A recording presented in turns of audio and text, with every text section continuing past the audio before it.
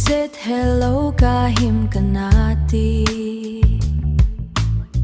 Hinla nang akon lungsit kahin hetai Napuldo vahin ko kamanhi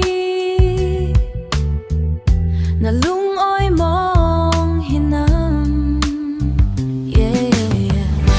Kikhen ni ahung so tai Golin gelin nakitip na Hitan bo di nga ngay na lungsit ham Kasang ampoy kenva Kasang ampoy kenva Lungsit hem hi dahen Lungsit di ta jo nay na chan hile Tun hitin gen thei pong Na lungsit ben ka hilo hitam Kikhen ni ahung so tai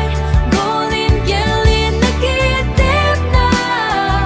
Hitan bo di nga nay na lungsit ham Kasang ampoy kenva Kasang ampoy kenva Tun vang na day pento no min leng ta Na hinsuboy taponge Kalungsit na izat kape god vangin Nangin ima inagel tapoy